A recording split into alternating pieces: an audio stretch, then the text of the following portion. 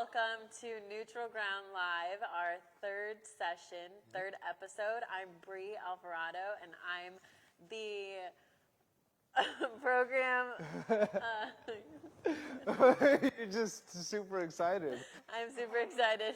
Oh, I just got a memory gap there. I did. I remember that. I forgot who it was. Yes, welcome, and I'm Samuel Azalde, Program Director. Not the Alvarado, Executive Director with Neutral Ground. Last week we left off, you were telling us a little bit about how you were leading youth groups and how you were impassioned to work with students and young people here in Santa Ana.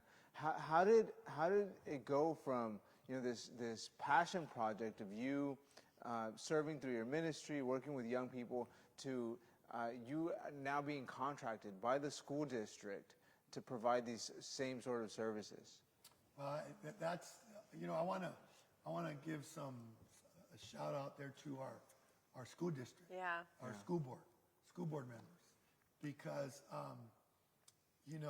they were able enough, the key people, Valeria Mesco at that point, and a bunch of these people that are on the school board were able to see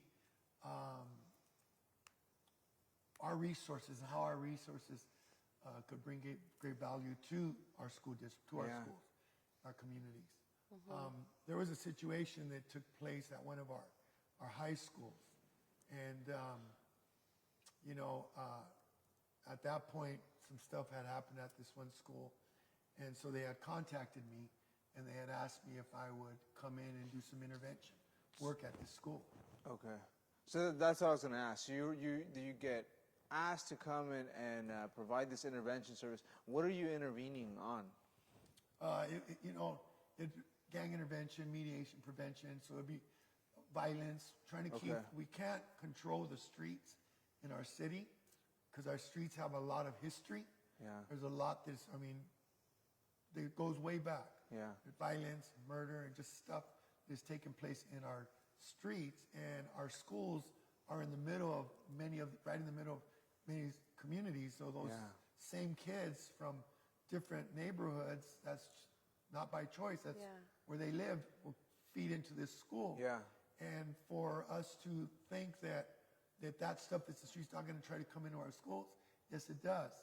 So for I think one of the things for me has always been, growing up here in Santa Ana, in junior high or immediate school, having to be concerned or afraid to be at school.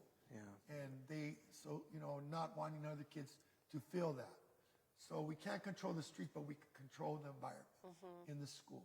So a situation happened at one of our schools, and because I've been doing the work for so long, for so many years here in this city, I was called upon to come in and do some intervention work. So you were already recognized as a person who can come and kind of calm the waters. Yes, we've been doing it at that point. At that point, we've probably been doing it already for about 26 years. Work just outside of the school. Okay. Intervention work in our streets. And this is what you were doing through ministry. Yeah, just the heart, just street, just working our community, working trench work, working people that we knew, youngsters, kids, that were having some bad, going through some tough times and being influenced in some negative ways, and just trying to bring some direction to them and mentorship to them. Yeah, and I think when we first started that first incident, we went in and did work for an entire day, and then we did, and kind of just left it at that, and then had to go back, and then from there we were actually contracted because we had to go back. And so what did that day look like, that entire day that you guys are doing work? Yeah, it was a lot of he was there with one of our community interventionists, and they were there all day just building relationships, kind of calming the waters there, and then just moving on from there. It was like a need that. So I have an idea, because of my experience in working in like youth programs, gang intervention programs, of what that might have looked like. But for all of our viewers, what did that? They tap on your shoulders to come to the school and do something. What is that something? Process of that? Yeah, what well, is that? I think just based on the situation, as Neutral Ground, as a program, they tapped on our shoulder to be interventionists and RP specialists.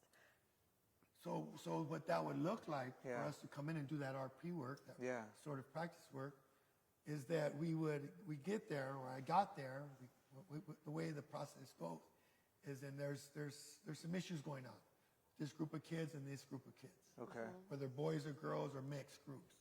So I would get them and I'd bring them into a room and I'd sit down with them and talk with them and find out what's going on and have a long conversation with them. Individuals, try to bring them down from being upset, because maybe it was a murder that took place during the week out in the streets, and there were these two different individuals, and so now they get there and this stuff happens. So I bring them to the table, we sit down with them, and we talk to them. And, I get them to a place to where, look, I understand you're upset, you're hurt with what had happened, but do you want to come to school? Yes. Do you want to be in trouble here at school? No. I walk through all these little scenarios with them. And at the end of the day, when we're done, I tell them, look, I'm going to have a talk with this other group of individuals. I'm going to bring them in here just like I'm being very honest and very open with them. Yeah. And at the end of that first conversation, I say, look, if I could get them to agree to come and sit down, are you open to talking with them? And, at least you don't got to have lunch with each other, but respect each other here at school. Are you open to that? All right, yeah, nothing. Okay, so I explain all that to them. So then I leave them. I bring the next group in, have the same type of conversation, dialogue with them. Let them know, bring them down, get them to a place where they could listen, tell them the same thing. And then, so you're talking, takes a long time, hours. All day. Yeah. Hours at a time. And then tell them, and then get both and bring them into the table. Wow. Now that could be tricky at times because you got emotion, you got, Right. that stuff that's valid. People have been hurt violently. And so with that, talk to them, okay, look, we're going to bring this to the table and we're going to talk about it. So that's deep intervention work. Yeah. Right. That's the work right there to where they could say, okay, I'm going to respect you. I don't got to, sometimes we get them to shake hand. Yeah. Sometimes they'll just look and say, all right, whatever, Cool. and we're going to mind our own business. Yeah. You mind your own business and, we're good. Right. So That's pretty much the process of it. So you went through that whole entire first day with these groups of youngsters that all this had stirred up with, all these issues had stirred up with in the school. And now the school calls you again, and they want you to provide these sort of services more just regularly. Like, can you do this at our schools? How does it then start to shift or grow to what it's become now? You want to jump in on that? Yeah, so after that, we were contracted by 2 schools, brought us in. We were there for maybe 3 days each, 2 or 3 days each. And now it's having a caseload of students and doing one-on-ones with them, doing restorative practices. So the district was amazing in that they brought us in and trained us. Yeah. We had so many opportunities to get a ton of different trainings, and we really took advantage of it. And just as Certified. as RP contractors with the district. Our RP is restorative practices. Yeah. They want their people to be prepared. So they really prepared us from the beginning. And so we would do circles, restorative practice circles with different groups.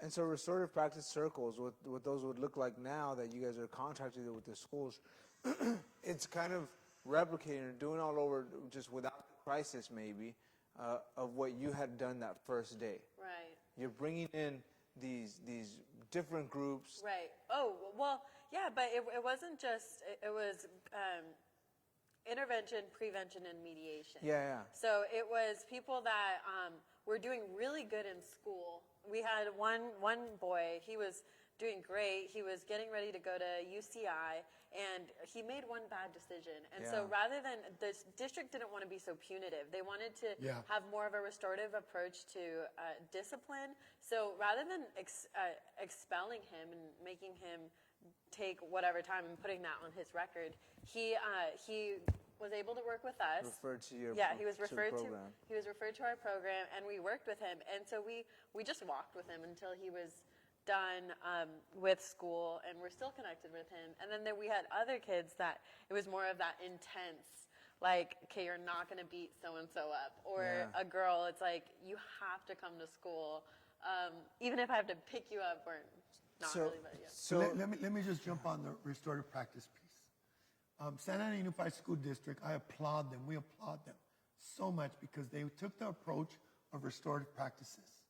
And you said the punitive stuff, we're not just kicking kids out of school. We're not suspending kids. We're not, they're already they did something wrong. We send them home, and they're not, they're just in the street. Yeah. No, so our district is one of the front runners in the restorative practices, along with we started this probably about 2014, 13, if I'm right, along front runners with Oakland district, doing a lot of restorative practice work with them, and I think that it's paid off so much. Yeah.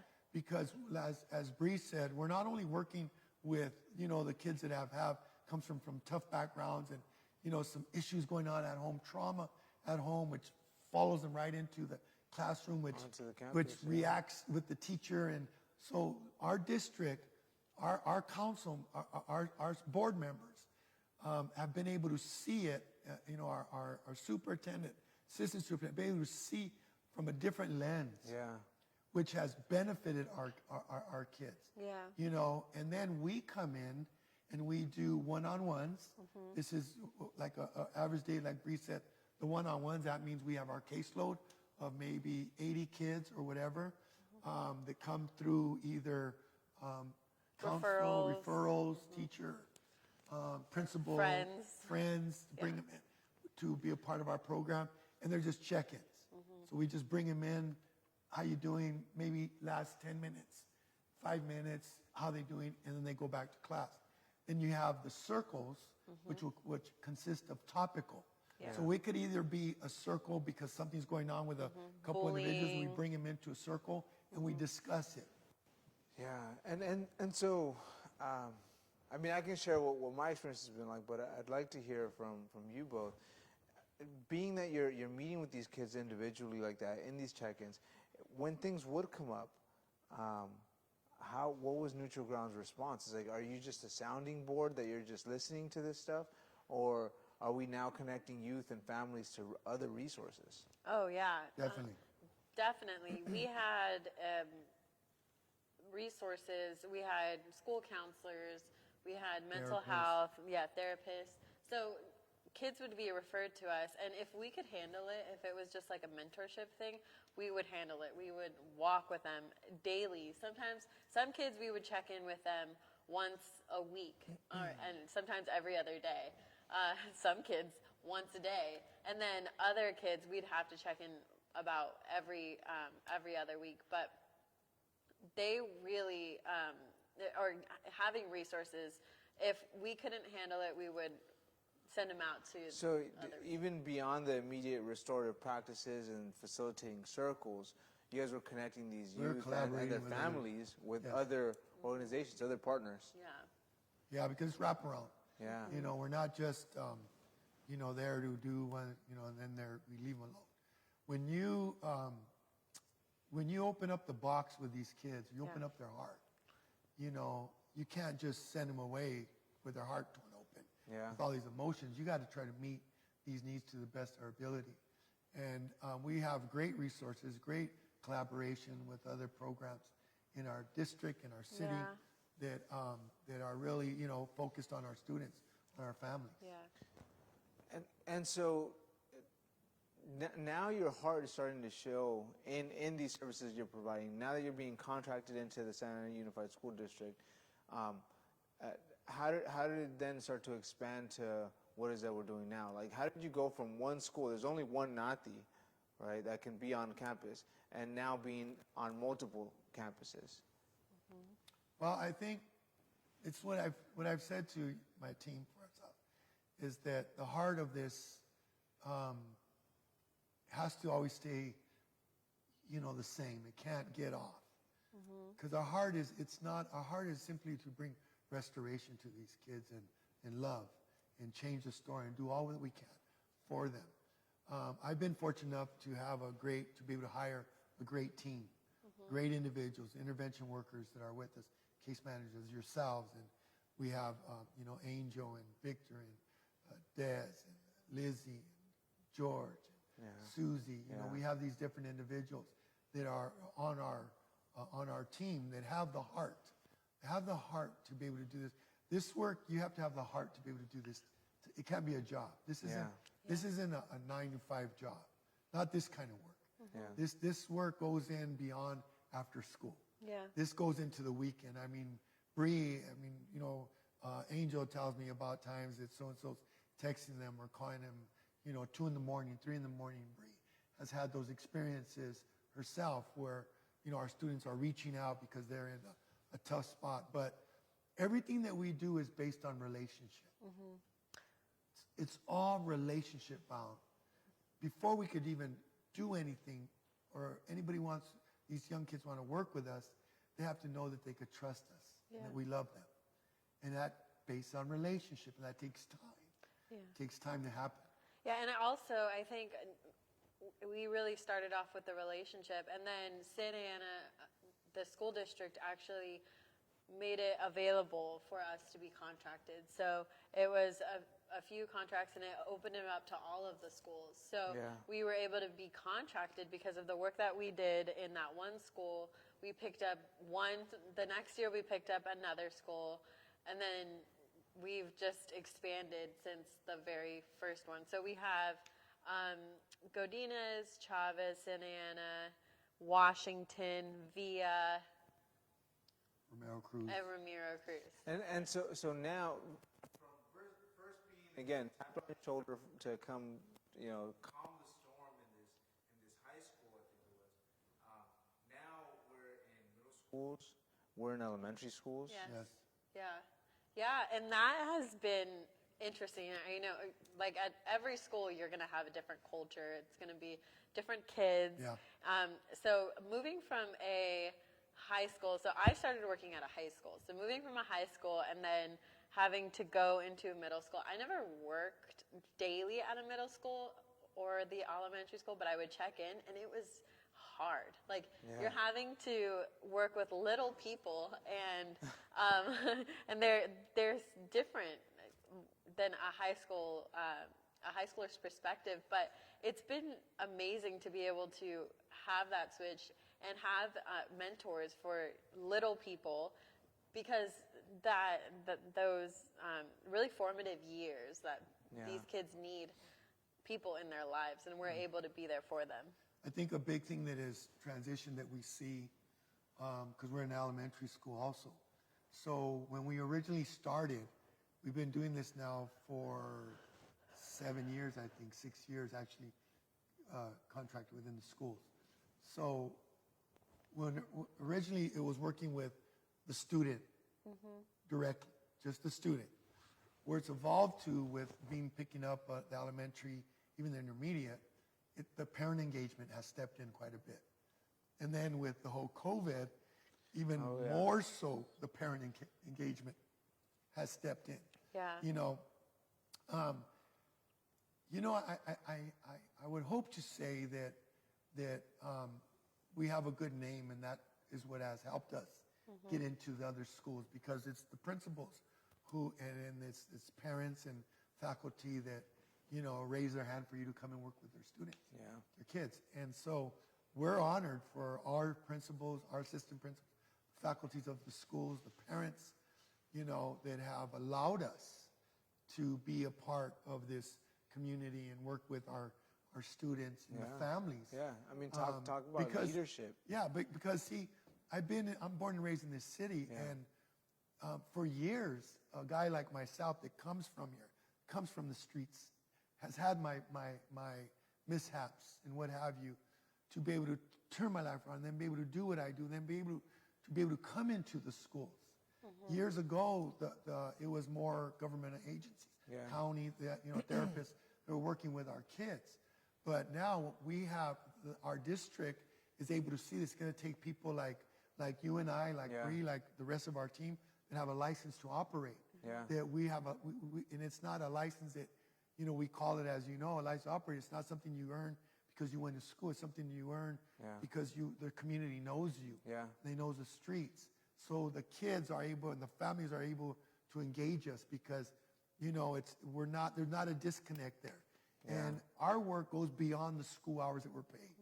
We don't, we're, like I say, I'll say it again, we're on when we're needed. Yeah. I mean, talk about the foresight from some of our principals, some of our district staff to be able to see that, Yeah. see that vision that, hey, bringing in a guy like Matthew, bringing in an organization like Neutral Ground will benefit our schools. And now, how that has shifted, how that has transitioned to, we're providing these services for elementary school-aged kids and their families. Yeah. Middle school-aged kids and their families. Right? And then through COVID now, it's working with youngsters and families that maybe it's not so much that they had behavioral issues Disciplinary in school issues, anymore, but now it's issues having to do with lack of resource. Oh, yeah. And COVID has changed our entire work. Everything we do for Neutral Ground is different. I want to say that I think that, because we're already going to be closing, but Yeah. because I really want our audience to be able to hear the whole COVID situation, how it's changed me. Yeah. And we want you to understand that. So that's like Bree said, it's shifted everything. And I think that that'll be something that maybe going into our next session next week, Yeah, or the week after, we can maybe tap on the whole COVID because, Bree could elaborate on that a bunch of how it's affected us. I can speak for my experience since coming on board. It's been through this whole COVID ordeal, and what it looks like to me, it's more like intensive case management, right? I mean, we're going out to visit these families in their home to make sure that they have a hotspot connection, to make sure that they have laptops to be able to connect to school. I mean, we're literally going into homes. We're not on campus just facilitating a group of youngsters. We're going into these communities. Yeah. Yeah, so I think we can talk about that. Is that what you wanted to do? Talk Yes, about that that'd next be week? great. Yeah, so we can definitely talk about that next week. I think just wrapping up with Santa Ana and the schools, it has been, I think, just an honor to be there. Yeah. And to work with the students. And I have had people that have text me for my birthday, students that I've worked with text me for my birthday or text me out of the blue thanking me for just working with them. But yeah, they learned. It's kind of like parenting. I know I'm not a parent, but I hear this from, I nannied for many years. I parented 2 girls. But I hear parents say or I read it in books that children teach parents just as much as parents teach children. Yeah. And I've learned so much from the people or the kids, the high schoolers, the students that I've worked with. I've learned more about myself, more about my community, more about my ignorance by being with them. Yeah. And by walking with them. It's really been impactful, and they have impacted me, I think, just more than I've impacted Just them. as much, yeah. Or just as much. Maybe I could close off with a story of one of the first young men that I started working with. So I'm at this school, and we'll close off with this in this session, but I'm at this school. We just started. It brought me into this one of our schools here in the city. San Unified School District, and I'm working with these boys and girls. And some of these kids were very, very tough, very tough. And this one boy was the toughest of them all. And, you know, like that. he just needed to slow down, man, you know. And so, you know, I would see the way he was reacting, the way he was treating the teachers, the staff, you know, other students, very ornery, you know, walking out of class, just stuff. And so I got there and I got around some of the guys and I got to know them. And what I did with this guy is that at lunch or at break, we'd go stand in the courtyard, you know, there, the lunch area. And, you know, the guys would come walking, 4 or 5 guys would come stand next to me. And I'd be talking to him, and I would address that guy, I'd address that guy, and the guy that I was talking about, he'd be standing there, and I acted like he wasn't even there. He got the cold invisible. shoulder. Got the cold. In Spanish, we say we put him on the leva, you know. But so you know, I shine this guy on, you know, dress it, act like he wasn't there, and how you doing? How you doing? And I did that for about 3 weeks. Every time, you know, he looked at me, and I could see that he wanted attention. I could see that he wanted me to address him. Yeah. But I wanted to be knew that recognized. with him, I had to treat him different because he had such a facade up on him, a block wall, and there was so much trauma or just things going on in him. And so what I did is that after about 3 weeks of doing this to him, I finally called him out of his class into my office, and I'm sitting in the office with him, me and him, himself right in front of me. And I got very, very serious with him. Like, serious. Came at him. Yeah, I came at him very direct, you know. You're in the hood. Went back to hood days, I guess. But I had, you know, I knew what I had to do. I knew that's where I was going to leave him, but I addressed him very directly. And then I told him, you know what, listen, I love you, man. You may not know me, but I'm here for you. I'm here to love you. I'm here to back you up. I'm here to help you in any way you want me to. I want to have a relationship with you, but you don't even know me, so I don't like when you look all sideways and stuff, you know. So he actually, after that one conversation, things turned around. He became, to this day, this is going on 7 years ago, we were able to help him get his grades back up. We were able to help him get into Sunburst, which is a program, a boot camp-based, military-based camp. We were able to get his credits back up. He tried 3 times. They didn't, and they screen you. Yeah. And this was how bad it was. They denied him 2 times. Wow. And I took him over there, and he would cry. And like I said, we're going to try it again. All right, so you can only try every 6 months. Wow. So it was over a 1.5 year space that he tried to get in. And the 3rd time we took him, and he got in, and he did his program. He ended up telling me one time, he said, you know, when he graduated, he said at one point they asked who was the worst kid at the camp. And everybody voted for him being the worst Pointed kid. him out.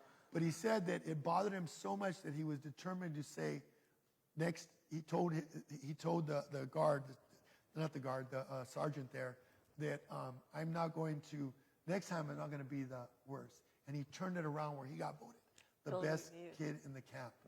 Wow. He graduated. He ended up graduating. We walked him through his graduation. Yeah. That's so cool. I have pictures with him with his graduation. Yeah. And, you know, he ends up working, doing roofing.